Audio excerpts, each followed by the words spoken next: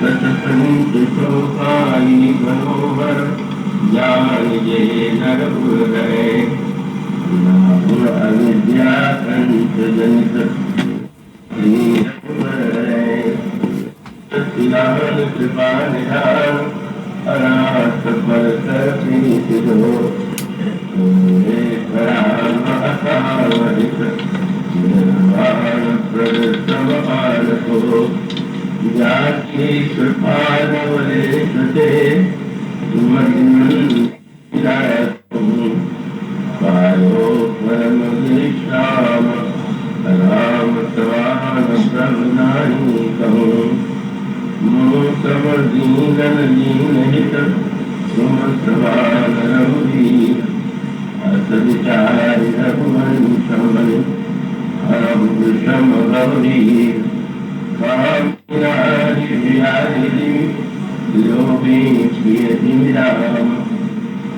रघुनाथ निरंतर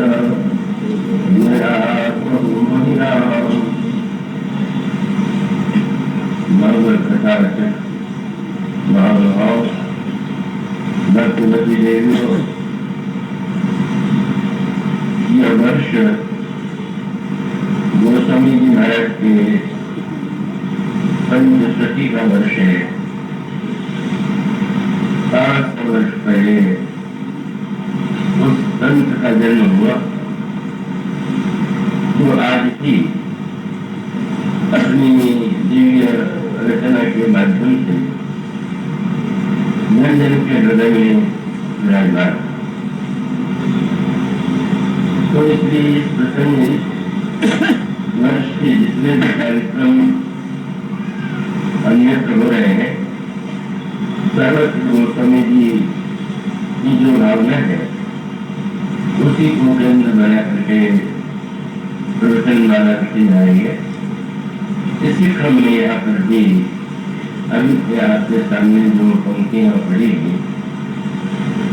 ये पंक्तियां गोस्वामी जी श्री रामचरित मानस की रचना पूरी कर लेते हैं।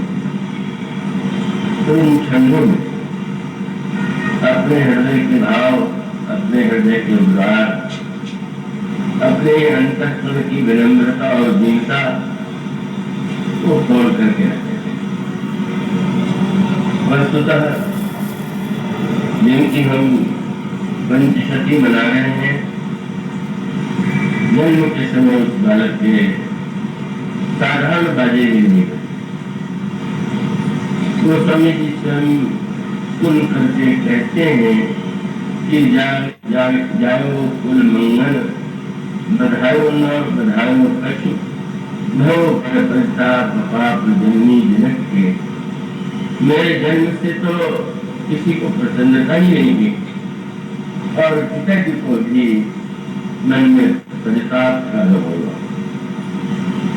तो वस्तुतः गोस्वामी जी महाराज आज भी यदि इस दैन्य अपमान और अनादर के पश्चात इतने महान संत के रूप में, भक्त के रूप में चाहे भारत में वंदनीय हुए, आज भी वे वंदनीय है, उसका रहस्य है। और उसका रहस्य उन्होंने कुछ संकेतों के माध्यम, सूत्रों के माध्यम से उन्होंने हम सब के लिए वह खाती दे दी है जो उन्हें प्रभु की कृपा से प्राप्त हुई। उस अनाथ बालक को, जिसको भोजन में भिक्षा भी नहीं मिलती थी, संत गुरु नरहरिदास ने अपना आश्रय दिया। बालक के हृदय के निराश को उन्होंने दूर किया और 2 वस्तुएं उन्होंने अपने शिष्य को दी और वो 2 वस्तुएं थी श्री राम का नाम, राम नाम और श्री राम की कथा, रामायण की कथा। यह राम और रामायण की कथा, इसके जो अद्भुत रहस्य और तत्व है उसको गोस्वामी जी ने इतने विलक्षण रूप में आनंद का, उसकी महिमा का अनुभव किया कि जब वे राम की महिमा का वर्णन करते हैं और श्री राम के चरित्र का वर्णन करते हैं तो उसके दिव्य रहस्य हम सब लोगों के समक्ष है।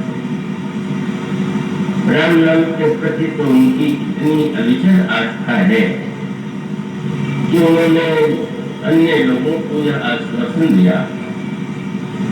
गरीब के लोगों ने जो उस समय थे, हम आप सब भी उसी युग में निवास करते हैं। जब उन्होंने पूछा कि हम लोगों के कल्याण के लिए क्या सर्वश्रेष्ठ वस्तु है, तो उन्होंने अनोखी बात की। उन्होंने कहा कि प्रिय नाम थे जाहि न राम। श्री राम के नाम की तुलना में जो उससे राम भी प्रिय, पर यूँ कहे कि वे कहते हैं कि श्री राम की अपेक्षा भी जो नाम से अधिक प्रेम करते हैं।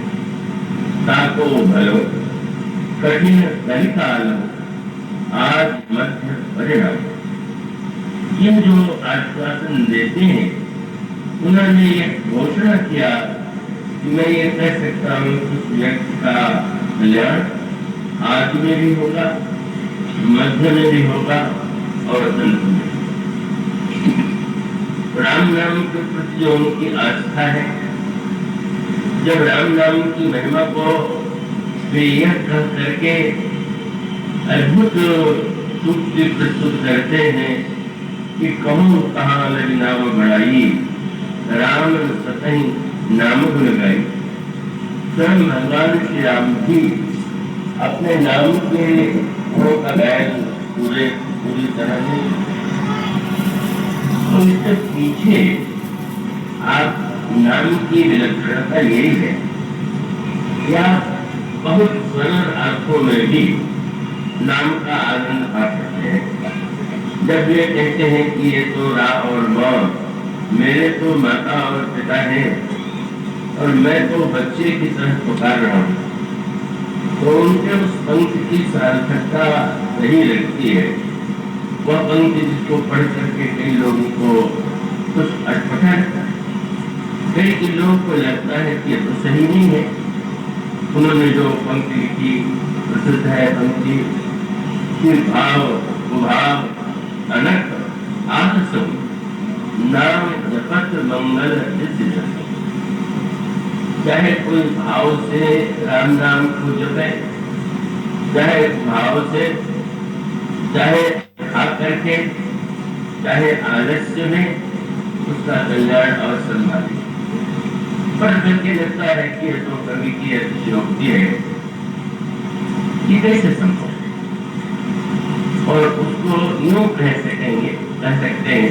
मैं ऐसे करता हूँ कि आप उसे पूरी एकाग्रता से सुनेंगे कि गोस्वामी जी जिस नाम की महिमा का वर्णन करते हैं वो अतिशयोक्ति नहीं, कार्य नहीं है, वह यथार्थ है। किंतु गोस्वामी जी से वो स्पष्ट करते हैं, आप संतों की वाणियों में भी इसमें मतभेद पाएंगे। कबीरदास जी महाराज तो स्पष्ट कह देते हैं, माला जपने से क्या होगा, माला पेड़ से झुक गया, मन को पेड़। तो वे तो कहते हैं या कहते हैं कि भाई तब ये माला जपने से वस्तु पर कल्याण नहीं हो सकता, तन स्थिर, मन स्थिर, वचन स्थिर, नियत निरत स्थिर हो गए, कह कबीर व पलक को पलक न पावे।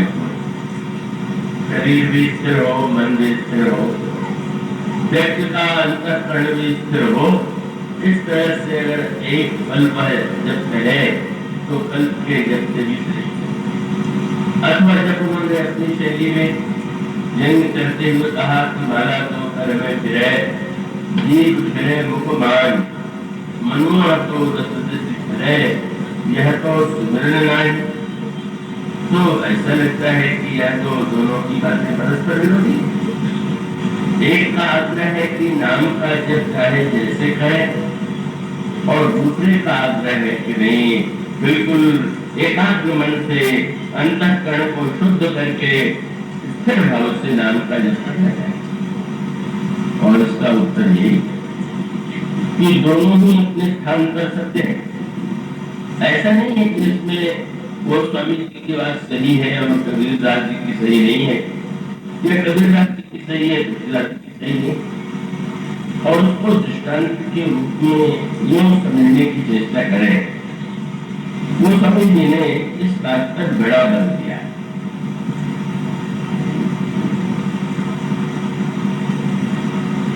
गोस्वामी जी का आग्रह यह है कि ये जो राम शब्द है या राम में जो अक्षर है, आप उन्हें किस दृष्टि से देखते हैं?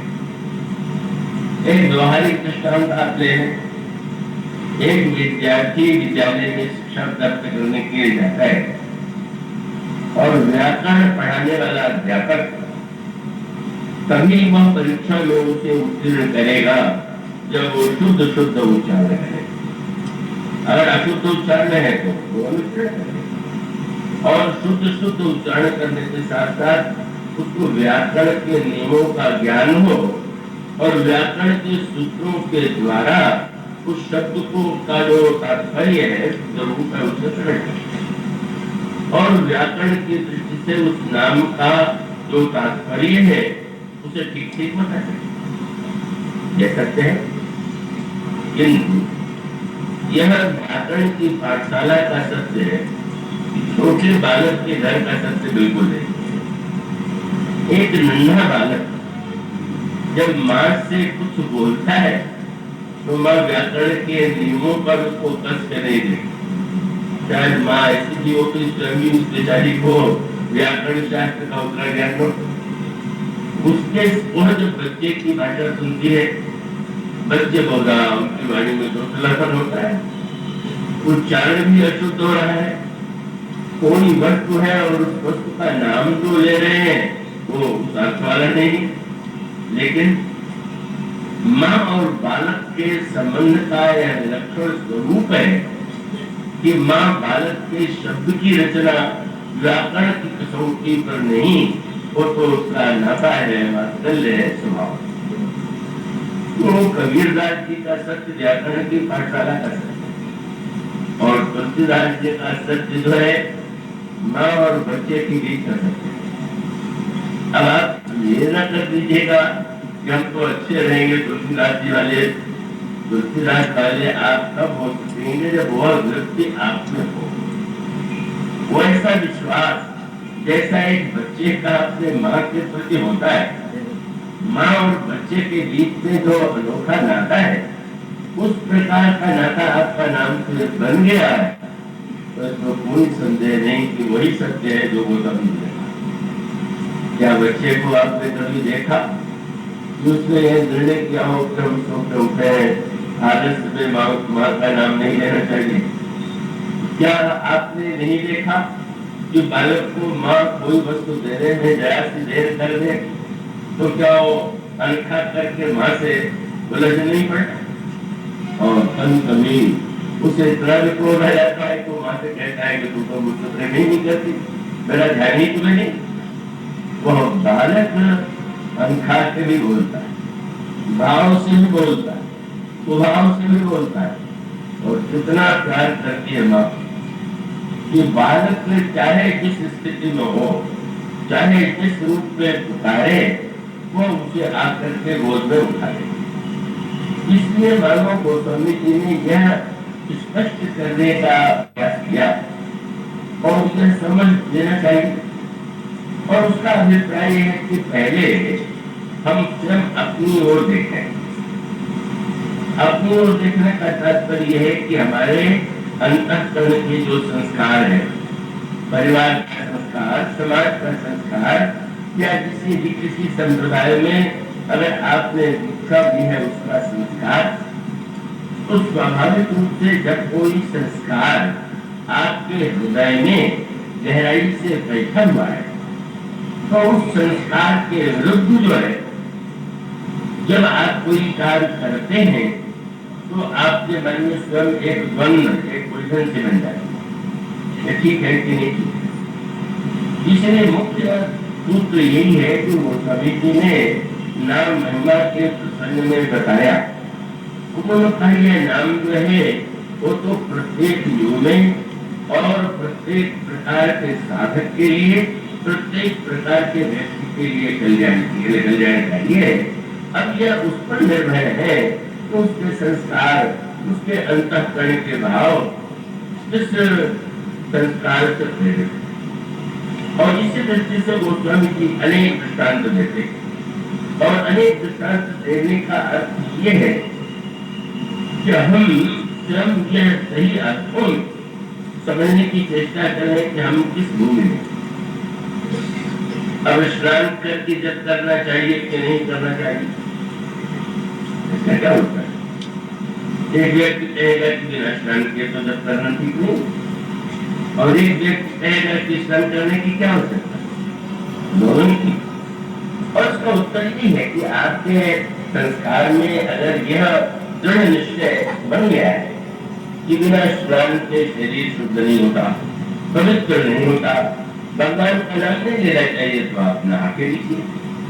आप बिना नहाए लेंगे तो स्वयं आपको घबराहट होती रहे, अरे मैं बिना नहाए ले रहा हूँ, कहीं भगवान नाराज तो नहीं होते। वो नाराज नहीं होंगे पर आपका मन तो दुखी हो ही जाएगा, आपका मन तो संशयग्रस्त हो ही जाएगा। बड़ा बड़ा प्रसंग आता है मानस में, भगवान राम जनक नंदिनी सीता के वियोग में रुदन की लीला करते हुए चारों ओर लता वृक्षों से प्रिया सीता का पता पूछते हैं, बड़े व्याकुल है और आंखों में अश्रु प्रवाह हो रहा है। और उसके पश्चात गोस्वामी जी ने श्री राम का एक दूसरा प्रस्तुत किया। एक वृक्ष, उस सरोवर के नीचे बड़ा छायादार वृक्ष है, भगवान राम लक्ष्मण के साथ बैठे, और उस समय गोस्वामी जी ने विलक्षण शब्द लिख दिया, क्या बोले, बैठे परम प्रसन्न कृपाला। भगवान राम बहुत प्रसन्न तो रो रहे थे, प्रसन्न कैसे हो गए।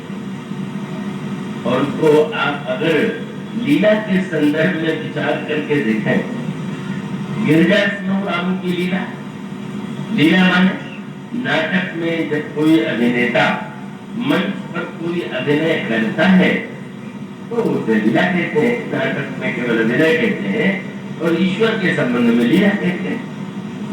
तो भगवान श्री राम जब विलाप करते तो विलाप तो उनकी लीला, और इसीलिए शंकर जी पार्वती जी को सावधान करते हैं, उस लीला को अगर तुम चरित्र के रूप में देखोगे, सामने जो सामने वाला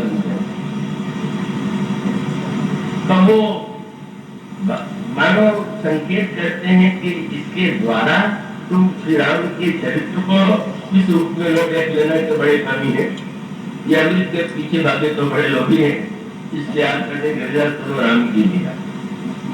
भगवान राम करने क्यों एक अभिनेता रंगमंच पर रो रहा और वो इतना एक सक्षम अभिनय करे कि दर्शक जो है उनकी आंखों में भी आंसू आ जाता है, रो लेते हैं।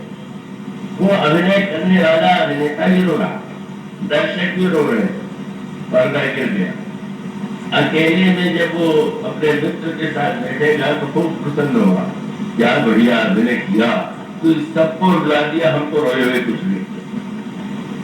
बैठे परम प्रसन्न कृपा है तो जिस समय भगवान राम विराहत करने लगे और उस समय गोस्वामी भय चराचर जीव दुखाए, और ऐसा था कि दुखी नहीं हो गया। और उस नाटक में जब भगवान ने देखा कि कोई दर्शक नहीं है, केवल लक्ष्मण ही है, तो बैठे परम प्रसन्न कृपाला, कहा था अनुज सन कथा रहा, बड़ी मीठी कोई कथा सुना रहे हैं तो बड़े प्रसन्न है। उसी समय देवर्षि नारद के हृदय में यह इच्छा जागृत हुई कि चल करके मैं भी तो प्रभु का दर्शन करूं। ऐसे प्रभु की विलोकम जारी पुण्य न बनी अस अवसर आई। भगवान को अनेक रूपों में मैंने देखा है, पर इस रूप में कभी नहीं देखा। जरा उस रूप में बुला के देखे। जो ही नारद जी पहुंचे, भगवान के संदर्भ में गोस्वामी जी ने कहा, एक तो मैं अनुरोध करूंगा प्रबंधकों को ध्यान रखें कि जो लोग बार बार इधर से उधर सामने से आते हैं वो ऐसी चेष्टा न करें, उसमें यह बर्दाश्त करें। गोस्वामी जी ने लिखा, बैठे परम प्रसन्न कृपारा नारद जी आगे देखने, और गोस्वामी जी ने शब्द बिल्कुल बदल दिया। दयावंत भगवंत ही देखी। नारद जी को दिखाई पड़ा भगवान का बड़े बड़ा दुखी, और जब भगवान को उन्होंने दुखी देखा तो उसका प्रभाव किस पर पड़ा? नारद जी के हृदय पर। क्या? दयावंत भगवंत ही देखी। नारद प्रभाव को बड़े दुखी हो गए। क्यों दुखी हो गए? देखो तो मैंने प्रभु को श्राप दे दिया कि आपने मेरा विवाह नहीं होने दिया है, तो आपको भी पत्नी के वियोग में दुखी होना पड़ेगा। देखो मैंने कितना बुरा किया। भगवान मेरे शाप के कारण कितने दुखी हो रहे हैं। दयावंत भगवंत ही देखी। नारद उर्भा सोच देखी। मोर शाप कर अंगीकारा। सात राम नाना दुख भारा। कितना दुख प्रभु को हो रहा, कैसे उदास, कैसे आंसू में। मैंने कितना बुरा किया। सोचने लगे अपराध को दौड़ पड़ा, क्या करे जिससे प्रभु कहीं ऐसा न हो कि मुझे देख करके क्रोध आ जाए कि तुम्ही ने मेरी रक्षा की है, तुमने ये इस तरह से मुझे कष्ट पहुंचाया। तो सोचने लगे क्या करें, तो भगवान की स्तुति करें, उनके गुणों का गायन करें। तो स्वामी नित्यानंद जी भगवान के बड़े भाव भरे स्वर में शब्दों में स्तुति करने लगे, प्रशंसा करने लगे। नारद जी जब प्रशंसा स्तुति करते थे और देखा भगवान को, तो नारद जी को लगा भगवान प्रसन्न हो गए। गोस्वामी ने लिखा कि नाना विधि विनती करी। गोस्वामी जी का जो शब्द है वो साधारण कवियों की तरह सुगंधी नहीं, ये नहीं कहा भगवान प्रसन्न हो गए।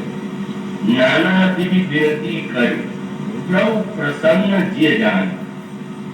नारद जी ने स्तुति किया और उनको लगा कि भगवान प्रसन्न हो गए। भगवान पहले भी प्रसन्न थे, प्रसन्न नहीं परम प्रसन्न। परम प्रसन्न को देख के लगा भगवान दुखी। स्तुति के बाद लगा भगवान प्रसन्न हो गए। स्तुति और निंदा से भगवान पर प्रभाव नहीं पड़ता, पर आपके हृदय में संतोष होता है। आपको लगता है कि भगवान मेरी स्तुति सुन करके बड़े प्रसन्न हो गए। संसार में हम देखते हैं किसी की स्तुति करे, प्रशंसा करे तो प्रसन्न हो जाता है। तो हम लोग ये समझते हैं कि भगवान की प्रशंसा करे तो भगवान प्रसन्न नहीं हो। सोचिए, सत्य तो नहीं। भगवान की प्रशंसा तो कोई कर ही नहीं सकता। प्रशंसा का अर्थ यह है कि आप किसी में जो विशेषता है उसको बढ़ा करके कहे तो प्रशंसा, और किसी में जो विशेषता है उसको घटा के कहे तो निंदा बनी है। तो भगवान के विषय में आप क्या बढ़ा के कुछ कर सकते हैं क्या?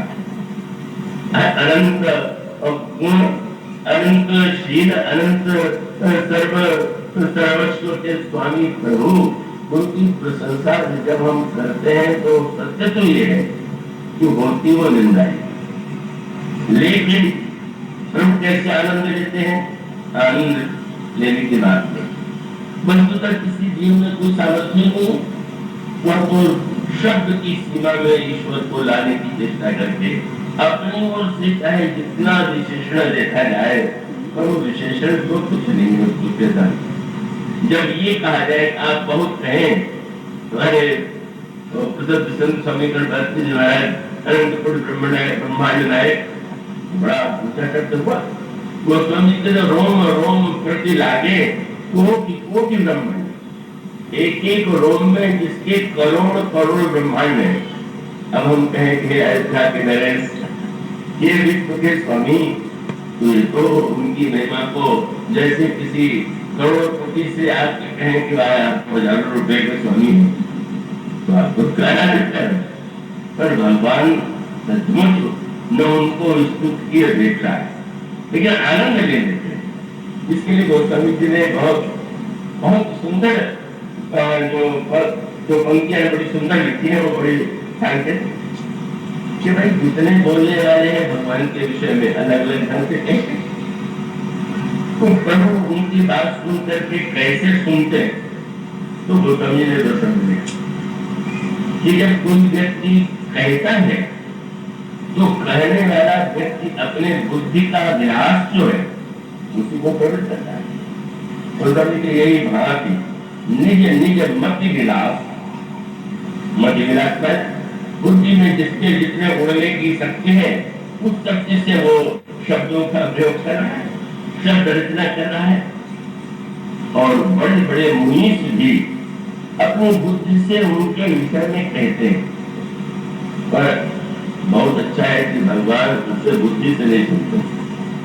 अगर भगवान सुने तो बुद्धि का स्वभाव काटना, इसलिए जब किसी व्यक्ति के द्वारा कोई प्रशंसा मुनि चाहे करे और चाहे कोई साधारण व्यक्ति करे, जब कोई व्यक्ति करता है तो भगवान गोस्वामी जी ने कहा कि भांति निज निज मति विलास मुनि हरि बता नहीं, प्रभु भाव का प्रभु शब्दों पर ध्यान दें।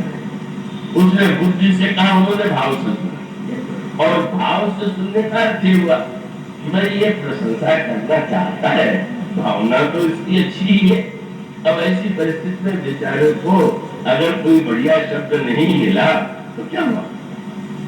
इसलिए प्रभु जो है उसका आनंद जो लेते हैं, जैसे एक नन्हा सा बच्चा, कभी बच्चे खिलौने ले आते हैं भोजन बनाने के, और बना करके अगर वो अपने नन्हे से चूल्हे पर स्वांग करे कि हलवा बनाना है, उसमें पतली पतली दो चार लकड़ियां डाल दें, कढ़ाई रख दें, और उस कढ़ाई में देहात के बच्ची के पास दूसरा साधन नहीं होता, मिट्टी डाल दें, और मिट्टी डाल करके वो बाहर से नकली कलछली बनाकर उससे चला दे, और उसके बाद पिताजी से कहे, पिताजी देखिए हलवा कैसा है, तो उदार पिता ये नाटक तो करेगा कि हाँ मुंह से लगा देगा, वाह वाह ऐसा हलवा तो मैंने कभी खाया ही। जब पिता ये कहता है तो ये मिट्टी है, झूठा बोलना ये नहीं है, बड़ा पसंद होता, वाह तो बहुत बढ़िया हलवा बना जाते। मानो भगवान जो है प्रसन्न हो जाते हैं, वो तो स्वतः भाव से ही प्रसन्न है, उनकी प्रसन्नता तो नित्य एक रस है। लेकिन जब कोई भाव से कोई बात कहता है तो प्रभु भाव राम परम कृपाल सुनि सुकुमार।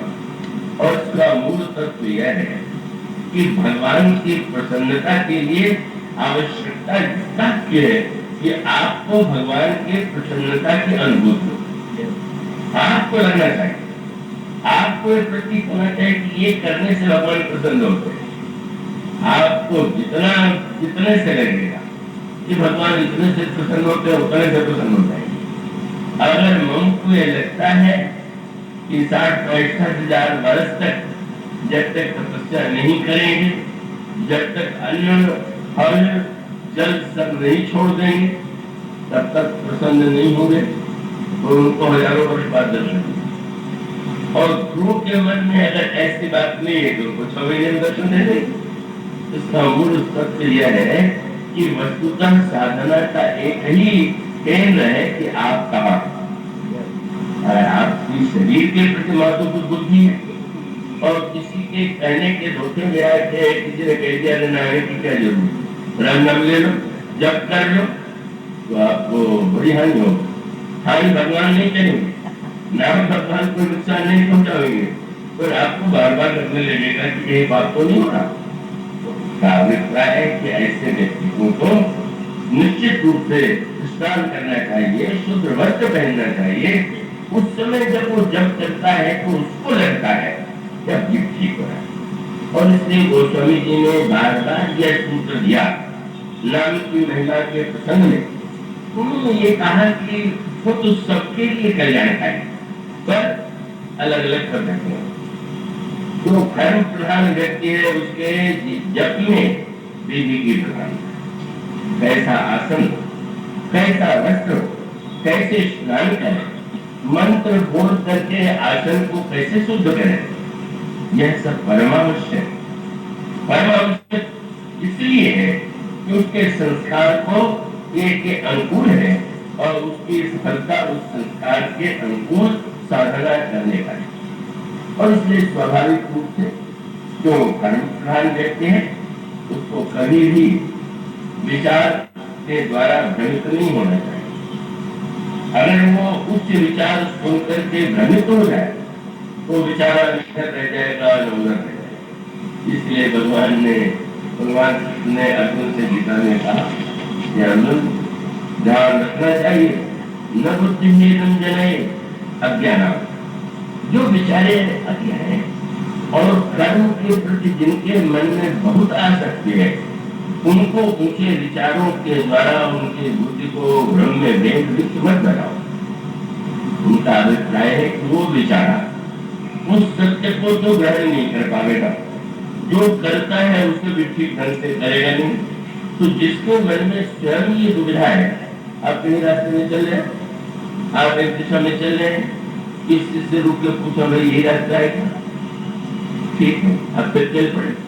आपको संदेह हो गया कहीं गलत तो नहीं बता दिया, आप दूसरे से पूछते, कहीं दूसरा कहते कि नहीं नहीं ये तो सही नहीं, आपको तो घर जाना चाहिए, आप घर हो जाए।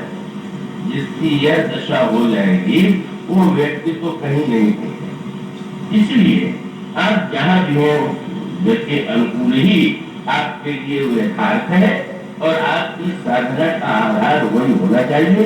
और यही संकेत आपको इन विविध पात्रों के चरित्र में और जीवन में मिलेगा। अब ये कहते हैं कि वाल्मीकि के ने राम नाम के स्थान पर मरा मरा कहा, राम भाई मरा जपते बिगड़ी सुधरी कली कोकिल होगी, तो ब्राह्मण गोस्वामी जी ने कहा। और इसे सुन करके आदमी सोचते हैं कि राम के स्थान पर मरे हम भी जब करें हम भी वाल्मीकि हो जाएंगे। अगर आपने सचमुच मानने की भूल कर दिया तो आप वाल्मीकि तो बन नहीं पाएंगे। आपके मन में बार बार ये संस्कार आएगा कि तो मरा मरा करो। इसका अर्थ है कि कौन व्यक्ति जहाँ है उसके लिए नाम का वही अर्थ है, नाम का वही गुण। और इसलिए गोस्वामी जी ने अलग अलग व्यक्तियों के जो दृष्टांत दिए, उन्होंने ध्रुव का दृष्टांत दिया, गणेश जी का दृष्टांत दिया, शंकर जी का दृष्टांत दिया और अंत में अपना भी दृष्टांत दिया। तो गोस्वामी जी जो दृष्टांत देते हैं उन सबकी स्थिति अलग अलग। भगवान शंकर जब नाम की दृष्टि से विचार करते हैं तो उनकी दृष्टि में वह नाम क्या, आप क्यों विचार करके देखें कि नाम को गोस्वामी जी ने भी स्पष्ट किया कि शंकर जी ने जब 100 करोड़ रामायणों का बंटवारा किया तो रामचरित सतकोटि लिया महेश दिए जा। उनसे पूछा गया कि आप रामायण में कौन सी रामायण लेंगे और किस प्रसंग को आपको बड़ा प्रिय, तो बस राम नाम, इस राम नाम को ही मुझे दे दी। तो राम नाम को दे दीजिए जब उन्होंने कहा तो उनकी दृष्टि क्या है, रामायण श्रेष्ठ की राम नाम श्रेष्ठ, रामायण का पाठ करें तो अधिक फल होगा कि राम का नाम का जप करें तो अधिक फल होगा। कई बार मुझसे लोग पूछा करते और क्या उत्तर तो वो आप इस पर आत्मचर्या, आप यदि यह उस स्थिति में है तो रामायण का पाठ करने में तो आपको प्रतिशत आनंद आएगा।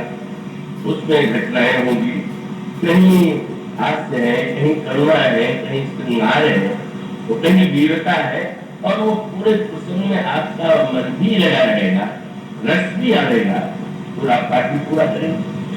तो ऐसे व्यक्ति के लिए तो पाठ ही अधिक उपा देगा।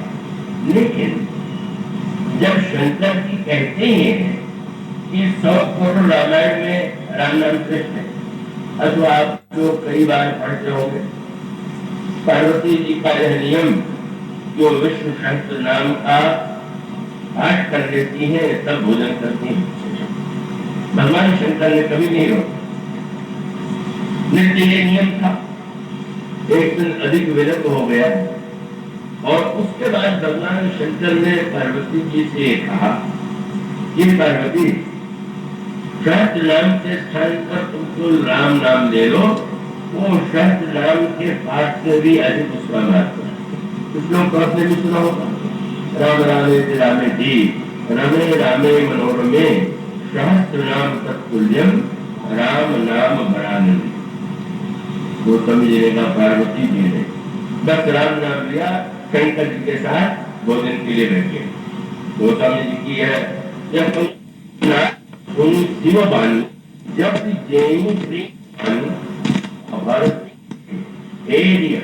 को भूषण की कहा जाता है कि अर्धनारीश्वर शंकर जी है। आधा शरीर शंकर जी का, आधा पार्वती जी का, ये आधे आधे मिलकर के कब एक हुए। तो स्वामी जी इसी प्रसंग से जोड़ते हैं। जब तक वो सहस्त्र नाम का पाठ करके भोजन करती थी तब तक बहुत प्रेम करते थे, पर दोनों अलग है। पर दोनों उन्होंने राम नाम लिया और सहस्त्र नाम के पाठ की आवश्यकता उन्होंने नहीं समझी, तो भगवान ने उनको आधा देकर के मिला करके कर दिया। क्या इसका उसका सूत्र ये है, ये बात जो भगवान ने पार्वती जी से कही, पहले दिन ही विवाह होने के बाद कहते थे, पहले दिन कहते सहस्त्र नाम छोड़ो राम नाम लो, नित्य करती है और शंकर जी नित्य उसे होने देते। उसका मूल तत्व ये है कि किसी वस्तु को सुनना, समझना और उसका विश्वास उस पर होना एक बड़ी लंबी स्थिति। अनावसर पर अगर किसी व्यक्ति से बहुत अच्छी बात कह दी जाए तो उसे समझ नहीं आएगा, उन पर विश्वास नहीं करेगा। मानो चाहे वही सत्या तो मिलेगा। आप चित्र बात करेंगे, राम रक्षा स्तोत्र का पाठ तो आप में से बहुत लोग करते हो, बड़ा मंगलकारी स्तोत्र पाठ, पर उस स्तोत्र के अंत में भी वही श्लोक राम रामे रामे राम रमे राम मनोरमे क्या तत्व है। भगवान शंकर जो है मान के चलते कि पार्वती जी को विष्णु सहस्त्र नाम की महिमा का किसी ने महात्मा ने उपदेश दिया है और वो पाठ करती है तो पाठ करने के लगते, पर उन्होंने उचित अवसर सुना। एक अवसर जब ऐसा आया कि आज पार्वती शायद मेरी बात को समझने और ग्रहण करने होंगे, तो तुरंत उन्होंने राम नाम की महिमा बता दिया। इसका अर्थ है कोई उपदेश जो है जब तक कोई व्यक्ति उसका अधिकारी नहीं है उसके लिए कल्याणकारी है। बस शंकर जी ने कहा अभी तक हम दोनों पति पर पति पत्नी नहीं, अब हम दोनों एक हो गए। इसीलिए रामायण में भी गोस्वामी जी ने कहा एक बार जब शंकर जी पार्वती जी को कथा सुना रहे थे तो उनके मुख से शब्द निकल गया धन्य सती, धन्य हो सती। पार्वती जी के बार घबरा रही, मेरे गुरुजनों का नाम क्यों ले रहे हैं, कुछ रोधा लिखा है क्या, मुझ पर जंग कर रहे हैं क्या। सती नाम से तो बहुत सी हमसे दूरियां थी। पर शंकर जी ने आगे व्याख्या करते हुए कहा कि संसार की दृष्टि में तुम पूर्व जन्म में सती और उस अर्थ में सती थी। पति के प्रति जो प्रेम होना चाहिए वो तुम्हें था, पति के चरणों में जो अनुराग होना चाहिए था वो तुम्हें था। और लोगों ने कहा कि ये सती, लेकिन लोगों ने कहा सम्मान क्या की, पर मुझे तो लगता है कि ये शब्द जो है आज सत्य मेरा ज्ञान कर मुझे पड़ गया। अब शंकर जी जो बात कहते हैं वो सती धर्म की साधारण परिभाषा से बोले, सती वह है तो मन वचन कर्म से केवल पति की आराधना करती है। तो एक ही धर्म एक व्रत नेम काय वचन मन प्रतिपद प्रेम। शंकर जी परिभाषा बदल रहे हैं, धन्य सती पावन मति तोड़ी क्यों, रघुपत की चरण प्रीति नहीं छोड़ी। तुम्हारा श्री राम के चरणों में बहुत अनुराग है इसलिए तुम सती। बात अटपटी लगती पर गहराई क्या है, ठीक है मन वचन कर्म से तुम मेरे चरणों में और मेरा मन निरंतर भगवान राम के चरणों में, तो दूरी तो बढ़ेगी। श्री राम के चरणों में मेरा मन और आज तुम्हारा मन भी, तो हम दोनों वही मिल गए। मिलन तो तब हुआ जहाँ मेरा मन है वही तुम्हारा मन है। इसका मूल तत्व यह है, इसका अभिप्राय यह है, उन्होंने अनुभव किया। और यही जब उन्होंने अनुभव किया कि बहुत दिन सहस्त्र नाम का पाठ कर चुके, अब ये उचित अवसर है कि इनको हम राम नाम की महिमा बता दें। उस समय उन्होंने सुना, तो सुनना उसके बाद भी पार्वती जी कह सकती थी महाराज, कहा एक राम का 1000 नाम, ये कौन सा कहे थे? लेकिन पार्वती जी ने उसे सहज रूप से स्वीकार कर दिया। ये स्थिति एक विशेष आती है। आप श्रीमद् भागवत गीता को पढ़ते, भगवान कृष्ण 18 अध्याय तक अर्जुन को उपदेश देते, और उपदेश में क्या नहीं सुनाते? ज्ञान योग, भक्ति योग, निष्काम योग, अनासक्ति योग, यज्ञ कर्म, निष्काम कर्म, अनासक्ति कर्म। भगवान कोई ऐसा तत्व ज्ञान नहीं है जो अर्जुन को नहीं सुना। और सुनाने के बाद आप कह देते हैं इसी ज्ञानवाख्यातम गुण्याधरम माया। ये जो मैंने तुम्हें ज्ञान सुनाया है, गहरा से गहरा जो रहस्य है, दिव्य ज्ञान है, मैंने तुम्हें सुनाया। और भविष्य तुमने सुना, विचार करो। और भविष्य विचार करने के बाद तुम्हें इसमें जो ठीक लगे वो करो। भगवान ने यह वाक्य कहा और अर्जुन भगवान की ओर देखने लगे। मानो अर्जुन का तात्पर्य यह था कि महाराज आपने विचार करने के लिए कह दिया, अगर मैं विचार ही कर पाता तो इस प्रकार से कर्तव्य विमूढ़ क्यों? अब भी आप मुझ पर भार दे रहे हैं तो विचार करो। तो महाराज बस नहीं, आपने इतना सुना दिया कि हम निर्णय ही नहीं कर पाते कि क्या करें। तो मुस्कुराए, अच्छा ये बात तो सर्वधर्मान दे दिया, माँ एकम शरणम प्रजा, समस्त धर्मों को छोड़कर मेरी शरण में आ जाओ। जब अंत में यही सुनाना था तो पहले सुना दे। अर्जुन ने कहा युद्ध नहीं लड़ेंगे, भगवान कह देते के बाद जब ये समझ लेते हैं कि शरणागत के लिए जो वृत्ति चाहिए वो अर्जुन में आ गई। बिना थकान के शरणागत नहीं हो, बिना थकान के तो थकान नहीं तो साधना होगी और होनी चाहिए, लेकिन जब थक गए तो मानो सर्वधर्मान करते थे। और यह सूत्र अगर सुनने वाले पढ़ने वाले समझ लें, और समझ लेने का तत्व यह है कि आप दूसरे की नकल मत कीजिए। दूसरा क्या कहता है, क्या करता है वो सच है, लेकिन आपके लिए क्या ठीक है, यह आपके सद्गुण में नहीं करें या आप में अगर आग्रह है तो आप नहीं करें। इसलिए गोस्वामी जी कहते हैं कि यह जो नाम का तत्व है वो नाम का तत्व सबके अंतःकरण में समान रूप से एक जैसा नहीं रहता है। और वो नाम का वो जो दिव्य रूप है, नाम का जो रहस्य है, उचित समय पर उचित मात्रा में व्यक्ति के सामने प्रकट था। इसलिए गोस्वामी जी ने शंकर और पार्वती जी का प्रसंग भी सुना दिया। उसके पश्चात गोस्वामी जी ने गणेश जी का दृष्टांत दे दिया। गणेश मूर्तिमान विवेक के देता, शंकर जी का नाम ले लिया।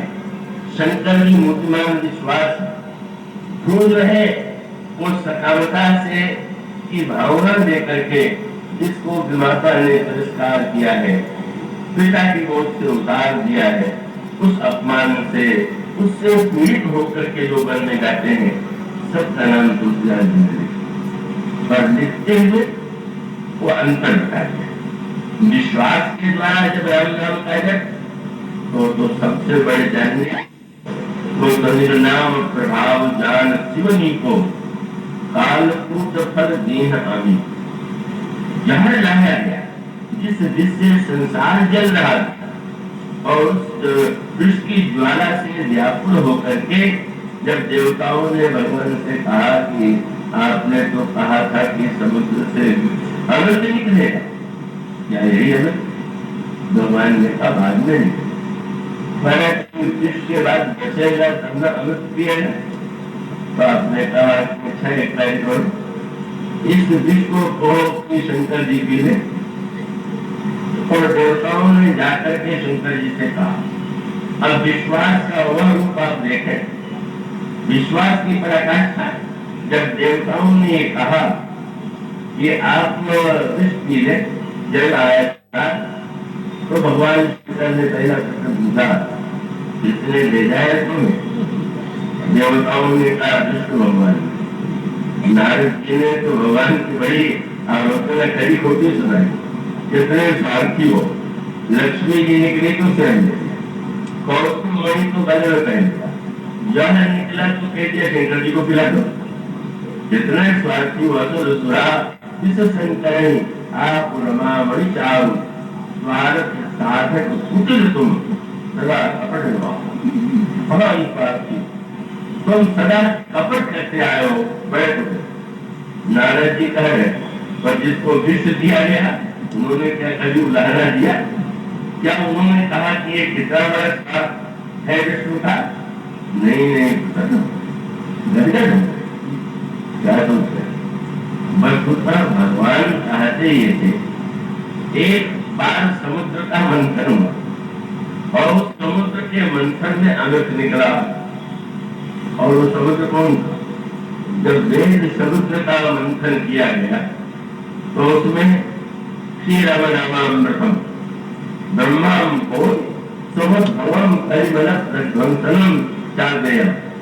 जब वेद ब्रह्म रूप का मंथन किया गया तो उसमें जब राम नाम निकला तो शंकर जी ने तुरंत उसे धारण कर लिया। भगवान विष्णु और शंकर जी में तो बड़ा विरोध था, कहने लगे उस दिन अकेले अमृत पी लिया था, आज विष भी पी लो।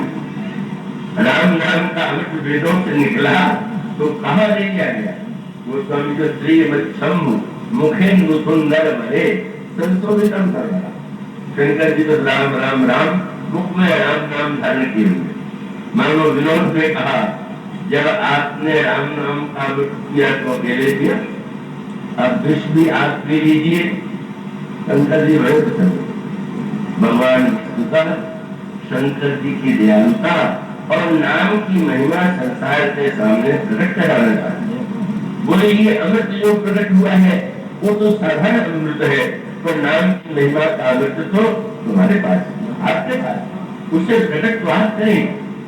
और शंकर जी ने ले करके पी लिया। आश्चर्य, जले नहीं, भक्त नहीं हुए, कष्ट नहीं हुआ। किसी ने पूछा, महाराज ये कैसे? उनका कष्ट होने की क्या बात? आप विष लाए या राम नाम पहले था, उन्होंने विष और राम को मिला दिया, विश्राम हो गया। विष और राम को मिलकर के विश्राम बन गया। मुझे तो बहुत आनंद की अनुभूति हो गई।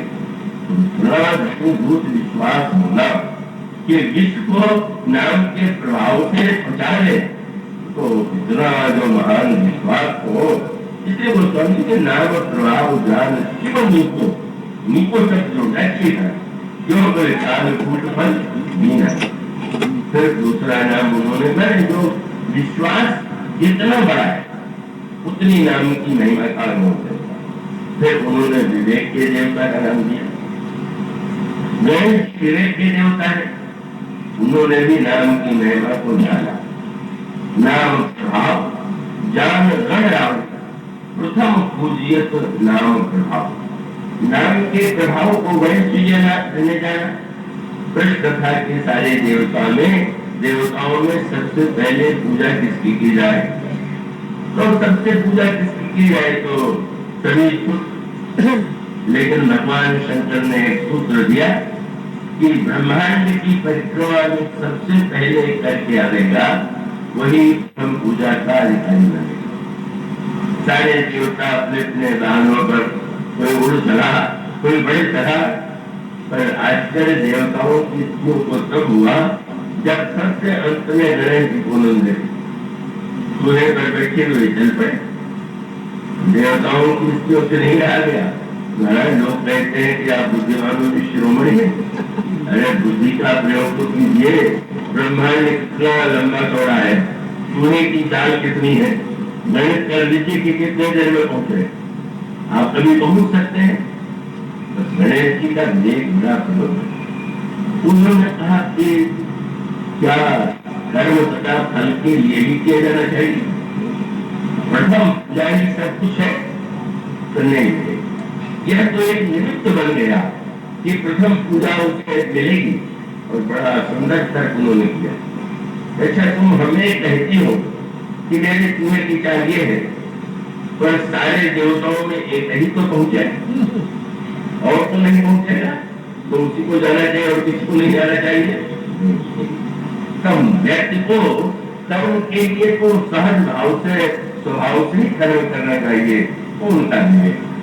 पर उनका वही जो उनके मन में विश्वास है कर्मण्य वाली से महाफल उसके साकार रूप और अंतर दिखाई पड़ा। देवर्षि नारद संत है, ऐसे अवसरों को छोड़ते नहीं। उन्होंने कहा देखे जरा देवताओं से मिले तो बीच में, अब नारद जी उधर से आए जो उनकी परिक्रमा, और वो देवता ने जो ही देखा ना डर गए, कई लोग के सत्संग कराने में तुम्हें काम, अरे अब इसलिए क्या करें। ऐसे सिर घुमा लो कि बाद में नारद पूछे भी कि मुझे देख के क्यों नहीं रुके, तो हम तो नहीं दे पाए।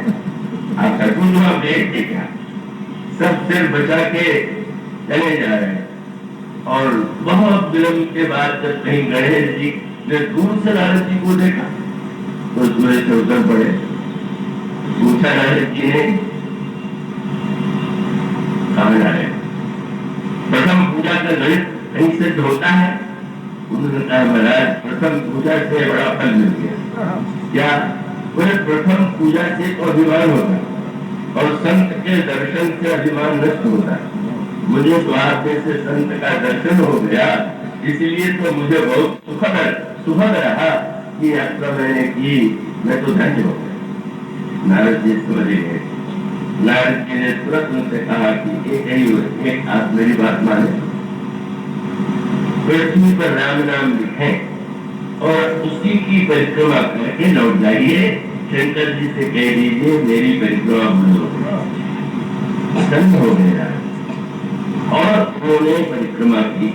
अब आप इस पर विचार कीजिए, नारद जी ने जो गणेश जी से कहा और किसी देवता से अगर उन्होंने कहा होता कि राम नाम लिखो परिक्रमा करो, इतने में तुम्हारी परिक्रमा पूरी हो जाएगी, तो उसको लगता है अच्छा नारद चाहते हैं कि मैं किसी तरह से जा न पाऊं, सफल न हो पाऊं, बताने किस देवता ने उनको भेज दिया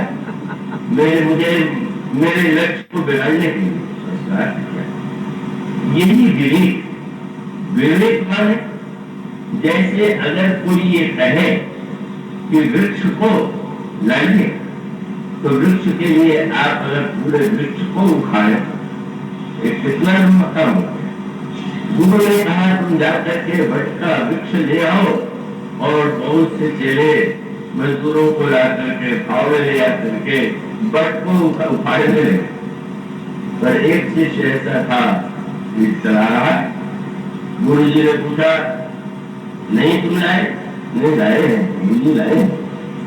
क्या लाए हो? बोले बट लाए। कहाँ है? मेरी मुट्ठी में। तो पागल हो गया, बट हम मुट्ठी में। और जब उसने खोल के दिखाया तो उसने बट का बीज। गुरु ने कहा तुम सही अर्थों में अर्थ समझ पाए कि बीज में ही तो बट लगाया हुआ। जो बीज जिसने बीज को पा लिया उसने बट को पा लिया। विवेकी गणेश जी ने सोचा सारे ब्रह्मांड का जो सृजन हुआ कैसे हुआ? इस बीज से तो समझ के राम सब बीज में समस्त ब्रह्मांडों का समस्त तत्वों का मेन मूल जो है मुझे अच्छा है। इसी को समझ कहते हैं बंदो नाम राम रघुवर को हे कृष्ण भाव विभकर को विधि हरिहर में वेद प्राण को अगुण रूपम गुण निधान को। संत ने कितनी बड़ी वस्तु बता दिया। भटक रहे हैं ब्रह्मांड में चारों, समस्त ब्रह्मांडों का जो मूल राम है वही अक्षर तत्व है, वही ब्रह्म तत्व है। सृष्टि का सृजन उससे हुआ है। यही गणेश जी का विवेक भी है और संत की वाणी पर विश्वास दोनों बातें। और उसका परिणाम ये हुआ कि सचमुच वे राम नाम की परिक्रमा करते हैं और शंकर जी हृदय से लगा लेते हैं। और बाद में तो देवताओं को दिखाई भी दिया कि गणेश जी के चूहे के पैर और आगे दिखाई जाए। मन उसका अभिप्राय यह है कि नाम तक तो क्या है, नाम केवल अगर आपको लगता है कि ये तो 2 अक्षर है या मान लीजिए 3 अक्षर है, तो आपके लिए अक्षर का भी तो बड़ा महत्व है। पर आप जो थोड़ा सा गहराई से विचार करके देखें, मैं ऐसा कर रहा हूँ कि आप जागरूक करके सुन रहे होंगे कि जितने समस्त ग्रंथ लिखे गए या लिखे जाएंगे वो सब एक सीमित जो वर्णमाला है, उन्हीं वर्णमाला के अक्षरों का ही तो प्रयोग होगा। उन्हीं वर्णमाला के अक्षरों से सारे ग्रंथ लिखे जा रहे हैं और भविष्य में लिखे जा रहे हैं। इसका अर्थ हुआ कि सारा शब्दकोश, सारा शब्द साहित्य सब कुछ समाया हुआ है। केवल चाहे वर्णमाला के जितने अक्षर हैं, जितने स्वर हैं, उतने बने और उनको ही समेट लीजिए तो सबके मूल में अक्षर तत्व है। यह रकार, अकार और मकार, जिसने इस मूल सत्य को जान लिया उसके लिए वह साक्षात ब्रह्म अक्षर तत्व है। यही गणेश जी के विवेक की है और उस विवेक के फलस्वरूप ही वे वस्तुतः शंकर जी के प्रिय हैं। विवेक और विश्वास का मिलन, विश्वासी का, विवेकी का। और जो वाल्मीकि का नाम लेते हैं, उल्टा नाम जपत जग जाना, वाल्मीकि में ब्रह्म समान। कोई कह सकता है कि गणेश जी जैसा विवेक तो मुझे नहीं, शंकर जी जैसा विश्वास तो नहीं, तो उन्होंने कहा वाल्मीकि बन जाएगी। अगर है तो वो बनना भी सबके बस में बात नहीं है। इसका अभिप्राय कि वाल्मीकि में यह सबसे बड़ी विशेषता है कि समस्त त्रुटियों का ज्ञान हो जाने पर अगर वो सीधे भी नहीं ले पाते हैं राम नाम, तो उनको ये देखा गया तो उनसे कह दिया जाए कि जब करो तो कहते हैं कि क्या बतावे, मन ही नहीं लगता, जब ही नहीं होता, जब वहां से वो नाम ही उच्चारण नहीं होता, जारी कितने लोग बताते। इसका अर्थ है कि केवल और कुछ नहीं, न वो महान विवेकी, न शंकर जी के समान पूर्ण विश्वासी, पर संतों की वाणी पर संत अपने अनुभव से जब ये बताते हैं और बहुत सुंदर है। क्या इस संसार में अगर कोई उल्टी दिशा में चले तो लक्ष्य पर पहुंचेगा कि नहीं, और उसका सूत्र तो यही है कि अंततु वस्तुआ अगर कोई उल्टी यात्रा भी करे और उस उल्टी यात्रा का जो अंत होगा वो तो वही जो। ये मंदिर में जब आप दर्शन करने जाते हैं तो मंदिर का दर्शन करने के बाद ये परिक्रमा करने का विधान क्या? मंदिर का दर्शन करिए, प्रणाम कीजिए, लौट जाइए। वो कहते हैं कि मंदिर का दर्शन करने का परिक्रमा कीजिए, बड़े महत्व की परिक्रमा है। और परिक्रमा का अर्थ क्या है? आप संसार में जो कुछ कर रहे हैं का उसमें तत्व यही है। परिक्रमा माने जहां से आप चले थे वही फिर पहुंचे।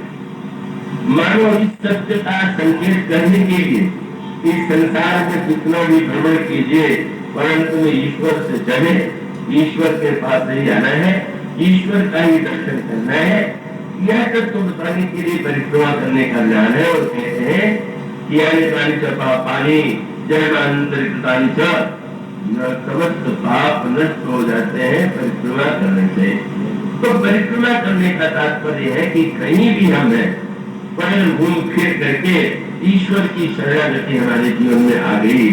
गोस्वामी जी ने जो अपने लिए कहा, भगवान ने कहा बीच में कुछ दूर चले गए थे, क्या बात? गोस्वामी का सीता पर रघुनाथ जी तुम्हें लगी मेरी गौ तो तुम्हें जैसे काग जहाज तुम्हें तो और रखो।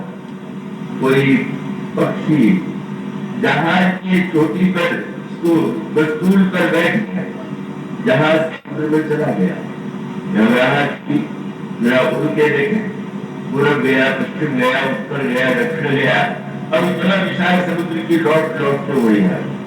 मानो जीव के लिए ईश्वर का आश्रय ही ग्रहण करने योग्य है। यह सत्य जान लेना यही परिक्रमा का परिणाम। राम के स्थान पर मरा जगते जगते भी अंत में जो यह ब्रह्म तत्व है, अक्षर तत्व है, वह उसकी अनुभूति उस श्रेणी में हो जाती है। तब वो स्वामी जी का शब्द थोड़ा गंभीर है। उल्टा नाम जपत जग जाना, वाल्मीकि है ब्रह्म समान। वाल्मीकि जी ब्रह्म के समान हो गए। ब्रह्म का सूत्र आप जानते हैं हमारे। भगवान लक्ष्मण जी ने पूछा ज्ञान क्या है? लक्ष्मण जी ने पूछा ज्ञान है, तो भगवान ने जो एक बात कहा, क्या ज्ञान मान जह एक नारी, देख ब्रह्म समान सब मान। ज्ञान की पराकाष्ठा ये है कि सर्वत्र समान रूप से ब्रह्म दिखाई देती है। मानव स्थिति क्या हो गई? एक स्थिति है जब कहेंगे उल्टा है सीधा, और ज्ञान की जन्म स्थिति है कि जब उल्टे सीधे का भेद ही नहीं है, न जड़ चेतन न उल्टा न सीधा, जो कुछ है वो एकमात्र ब्रह्म तत्व ही है, ब्रह्म ही है। इस बात को उस स्थिति में उल्टा करते करते वाल्मीकि पाए थे। ध्रुव के मन में अगर कोई व्याकुलता है, कामना है, संस्कार है, क्योंकि महाराज उत्तानपाद की 2 पत्नियां हैं, और उन 2 पत्नियों में सुरुचि और सुनीति। सुरुचि के गर्भ से जन्म हुआ, सुरुचि के गर्भ से जन्म दूसरे राजकुमार का, उत्तम कुमार का, और सुनीति के गर्भ से ध्रुव का जन्म हुआ। जिस समय ध्रुव ने देखा कि पिता की गोद में उत्तम कुमार बैठे हुए हैं, मन हुआ मैं बड़ा हूँ, मैं भी तो पिताजी की गोद में पहुंच जाऊं। पिताजी की गोद में जब वे बालक के रूप में चढ़े तो वहां पर रानी बैठी हुई थी सुरुचि, और उस बालक को खींच लिया। इस गोद में पहुंचने के लिए तुम्हें मेरे घर से जन्म लेना चाहिए। अपमानित बालक माँ सुनीति के पास, माँ सुनीति चाहिए। वे बालक के मन में द्वेष उत्पन्न कर सकती थी, महाराज पास से नारी कर सकती थी, आपने मेरे बेटे का क्यों अपमान किया, मेरी सौत ने मेरे पुत्र को क्यों अपमानित किया। लेकिन वह माँ को माफ की, और वो नीति निपुण सभी कर्म से आना, शुद्ध सिद्धांत नीति से ही आना, दो क्षण छाड़ी भजे वीरा, उन्होंने पुत्र को उपदेश दिया। पुत्र इसका अर्थ है कि तुम्हें तो प्रभु का ही आश्रय लेना चाहिए। उस अपमान के लिए तुम्हें विद्वेष का मार्ग, बदले का मार्ग नहीं उठाना चाहिए। और उस नन्हे से बालक ने बाल से ही प्रभु का नाम लिया, और ध्रुव सगलान जब वो हरिनाम बाबा अक्षर अनुकूल था। मानो स्वामी जी इन दृष्टांतों के द्वारा यह बताना चाहते हैं कि अनेक अलग अलग व्यक्ति, कोई ज्ञानी है, कोई भावना प्रधान है, कोई व्यक्ति अपन है, कोई विद्वान है, किसी के मन में कामना है, वे यह स्वीकार करते हैं, ये बताते हैं कि यह राम सबके लिए परम उपादेय कल्याणकारी। और इसी संदर्भ की दृष्टि से वह सुंदर कांड का जो प्रसंग है वो बड़े महत्व का है, बड़ा सांकेतिक है, बड़ा रहस्यपूर्ण है। और वह है 2 परिस्थितियां हमारे आपके जीवन में आती हैं, एक अनुकूलता की और दूसरे प्रतिकूलता की। अनुकूलता तो सभी को अच्छी लगती है, प्रतिकूलता किसी को अच्छी नहीं है। लेकिन अनुकूलता और प्रतिकूलता में हमें क्या करना चाहिए, और इसकी शिक्षा दिया जगत जननी सीता ने अपने चरित्र के द्वारा। प्रभु मिथिला में पढ़ा, पुष्प वाटिका में पुष्प चुनने गए, और जनक नंदिनी सीता सखियों के साथ जाती, और जा करके वो दिव्य रूप का दर्शन करते हैं। अनुराग की और लीला का कब संकेत किया गया है। दिन सुख में भरी हुई जनक नंदिनी सीता देवी पार्वती से आशीर्वाद प्राप्त करके प्रसन्न हो जाए। और वही सीता जी अशोक वाटिका में, ये 2 वाटिकाएं हैं। एक वाटिका ज्ञानी जनक की वाटिका है, और दूसरी वाटिका है मोह रूप रावण की वाटिका। रावण मूर्तिमान मोह है, मोह रूप रावण भी सीता जी को लंका में ले आता है, और ले आकर करके अशोक वाटिका में बैठा देता है। उनके चारों ओर जो विकृत आकृति वाली घोर कर्कशा राक्षसियां हैं, उनको चारों ओर बैठा देता है। डराओ इसको, और ऐसा डराओ कि डर के मारे मुझे ये पति के रूप में स्वीकार कर। वह अनुकूलता की पराकाष्ठा, सौम्य सखी सब सुभग सयानी, ज्ञान गीत मनोहर वाली, और यह विपुलता की पराकाष्ठा क्या सीत प्राप्त दिखावनी धन रूप को। जब अनुकूलता हो तब क्या करें, प्रतिकूलता हो तब क्या करें। और स्वामी जी ने तो बड़ो चित्र हम सब लोगों के सामने रखे। और वो यही है कि सीता जी ने जिस समय श्री राम भद्र को देखा और देखने के बाद अपने ध्यान का आश्रय लिया। क्या लोचन मग रामन पुर आनी। ध्यान का अर्थ क्या, ध्यान क्यों किया जाता। आपका घर है, घर में अगर किवाड़ न हो तो घर की बड़ी बड़ी दीवारें क्या करेंगी, चाहे वो भीतर चला आवेगा, चाहे जो कुछ चुरा ले जाएगा, छीन ले जाएगा। इसलिए घर जब बनाते हैं तो उसमें किवाड़ आवश्यक है। ध्यान क्यों करना चाहिए, वो स्वामी जी कहते हैं ध्यान तो किवाड़ है। तो किवाड़ विशेषता, आपने किवाड़ खोल दिया, जिसको बुलाना चाहते हो भीतर आगे। आपने किवाड़ बंद कर लिया, जो चाहे हम नहीं चाहते कि वो कोई बाहर से बैठने पावे, नहीं बैठेगा। वो स्वामी जी ने कहा कि हम लोग पूजा पाठ के साथ अगर ध्यान किया करें तो ध्यान क्या है, किवाड़। किवाड़ माने अब अगर अंतःकरण का भवन बहुत विशाल खुला हुआ है, मुसाफिर खाने कितने चाहे बच्चों जैसे चला रहा है, ध्यान करके निर्णय कर लिया कि बस इसको छोड़ करके किसी को नहीं आने देगा, और उसको छोड़ करके बस उसके लिए क्या करें। सीता जी ने जब श्री राम को देखा तो गोस्वामी जी ने कहा लोचन मग, मर्यादा की दृष्टि से श्री राम से वे वार्तालाप नहीं करती, लेकिन श्री राम को लिया कहा लोचन मग राम पूरा आनी। लोचन के मग से श्री राम को हृदय में ले आए। लेकिन उसके बाद स्वामी ने कबड़ी से बोले ले आई त्यानी की बात तुलसीदास जी ने कब दिया, तीनों पलक कपाट सयानी।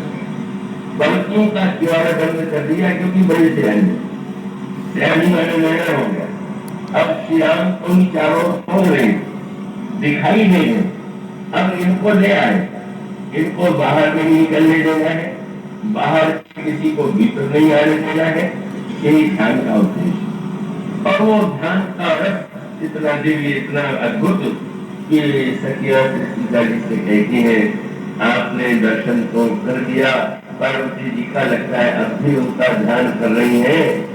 राजकुमार को तो देखिए, ध्यान का है क्या, ध्यान मैंने भीतर भगवान को देखा, लेकिन बड़ी समस्या है, भीतर दिखाई दे और बाहर ना दिखाई दे तो भी अधूरा, बाहर दिखाई दे भीतर ना दिखाई दे तो अधूरा पर।